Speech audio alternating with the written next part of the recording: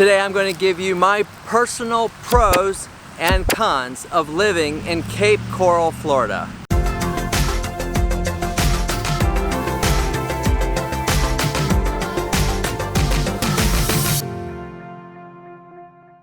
This channel has everything to do with living in Southwest Florida. If that's the information you're looking for, like this video, subscribe to my channel, and don't forget to hit the bell so that you're notified of all my future videos.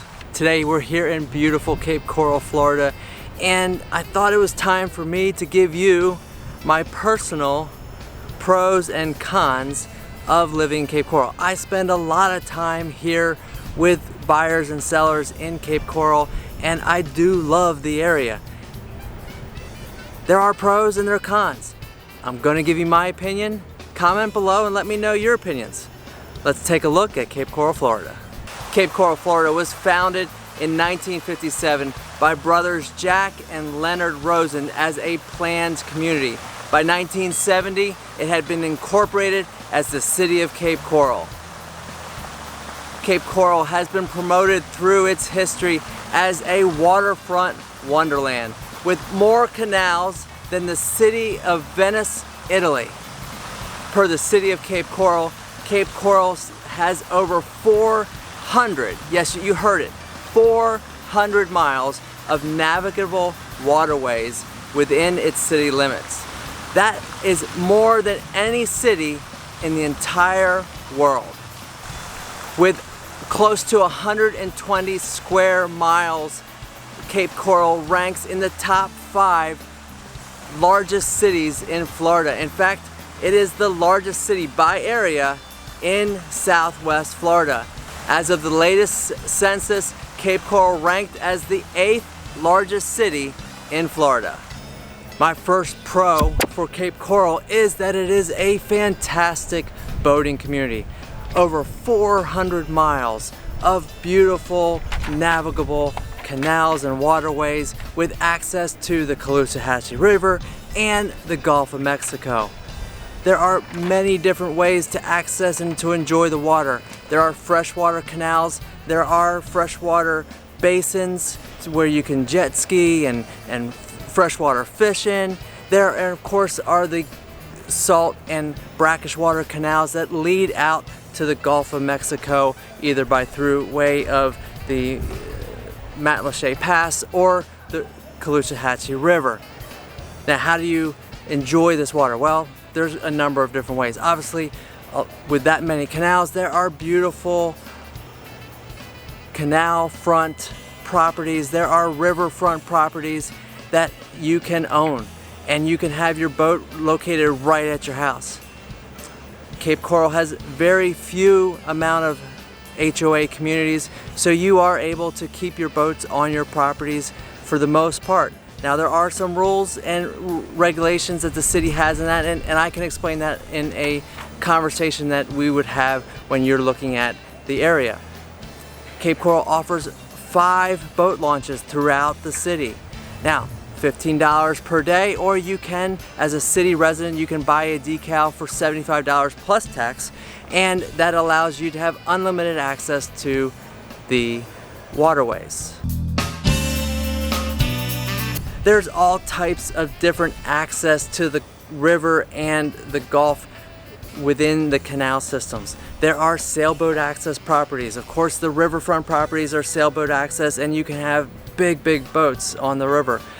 The sailboat properties have obviously no bridges that you're going under, so you can handle a sailboat. Most of the canals do have 1 or 2 or 3 bridges that you have to go under, and you do have to consider what size boat you have in order for being able to come and go and not worry about the bridge heights and the tides. Which actually gives me kind of my first con, but we'll kind of call it con half, because it's not necessarily a con because you're actually able to get out into the Gulf and boat, is that quite a lot of the properties, the time to get out to the Gulf or to the river is extensive. Sometimes it can be over an hour or a slow cruise out to the river or Gulf. Now, my wife would love that, because for her, being on the slow moving waters and the canals is what she enjoys. She doesn't exactly enjoy the big waters. If you're a big deep sea fisherman, you don't want to spend all morning and all afternoon on the back waterways. So that is a con or a negative of some of the properties, that it just takes a long time to get out. While it might be better to just rent a slip at a dock and park your boat there, where you have quick access to the river or gulf. Or you can just use the city boat ramps. My second pro, which will also lead into our first con, is that Cape Coral offers affordable housing options.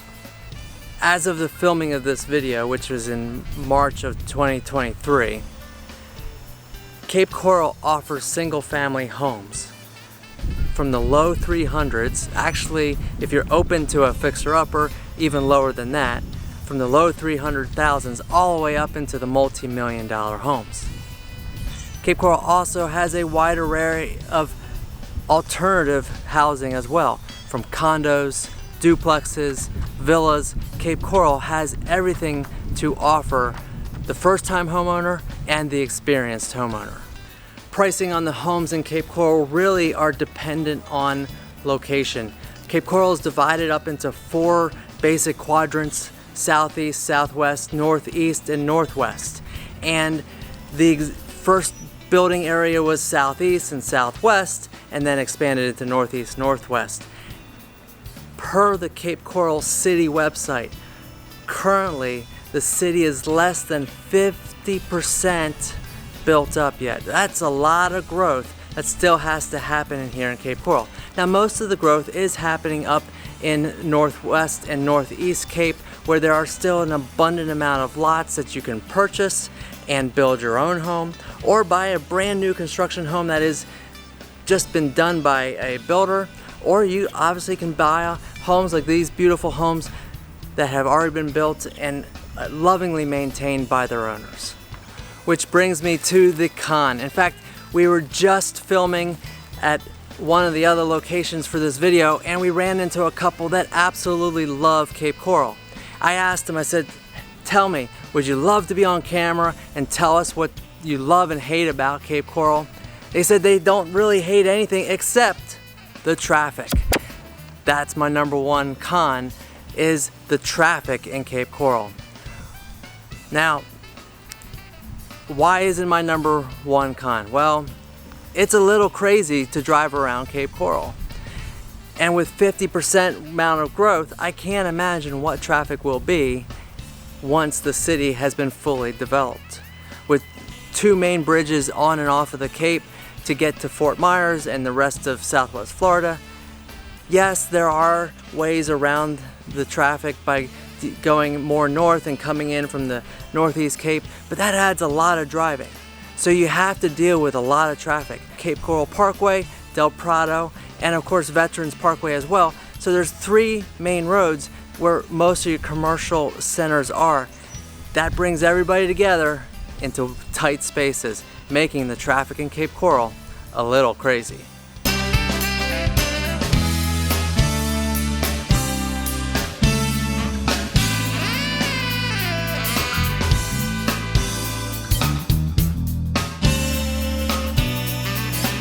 My second con is that Cape Coral does not have any true Gulf beaches. Here in Southwest Florida, we love our white sandy beaches and beautiful calm Gulf of Mexico water. And Cape Coral is not located where it has any beaches. Yes, the yacht club area does have a beach, which as of right now is under repair since Hurricane Ian and the revitalization of the yacht club area. So even more so, right now, Cape Coral does not have the white sandy beaches. When you look at it on the map, access to the Gulf is protected, and it actually helped in Ian a lot because of the mangroves kept the waters back, but it does prevent white sandy beaches. So where do you go for the beach? Well, you have to drive to Fort Myers Beach, Sanibel Island, Pine Island, or to any of the other surrounding counties for their beautiful white beaches.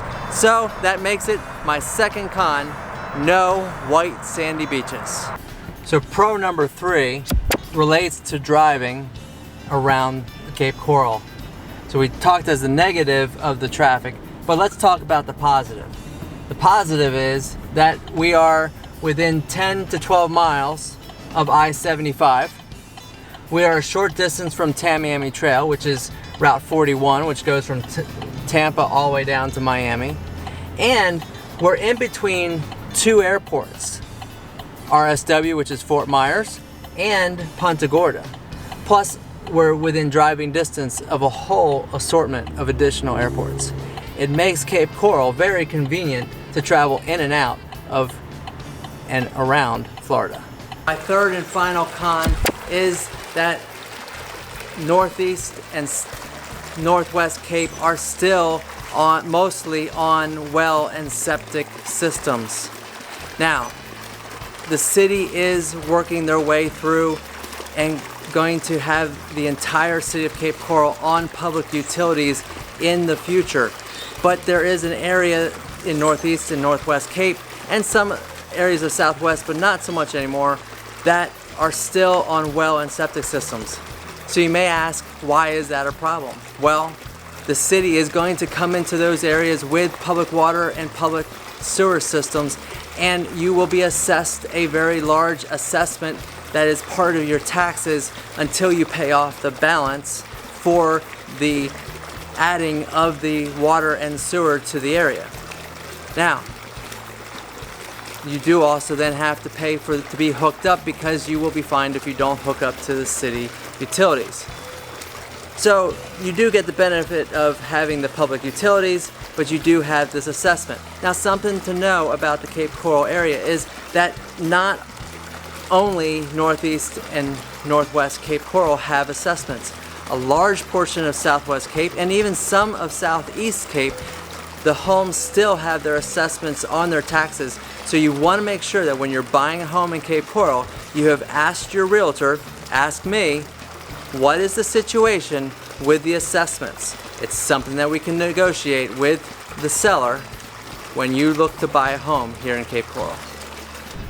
My pro number 4 is, well, it's Southwest Florida, and how can you not love the weather and the Gulf breezes that we have here? There's hardly a day that goes by that you will not see the sunshine in Cape Coral. There's always breezes. In fact, you can probably hear it in the video that you've been watching that it is breezy today. And that's one of the charms of the area, is that even on the hottest days, yes, it does get humid. It's Florida after all. Yes, it gets hot, but average temperatures about 85 degrees year round. Does get into the low 90s in the midsummer, but those thunderstorms come through, cool it off, and you got the breeze. But almost 365 days of seeing the sun, you can't beat it. Not to mention no state income tax, lower than average property taxes. Florida has it all. Give me a call today if you are interested in learning more about Southwest Florida and Cape Coral in particular. Click the link below, call me, text me. I can only help you if you reach out to me today. It's 239-450-5786. I look forward to talking to you and helping you make Southwest Florida your home.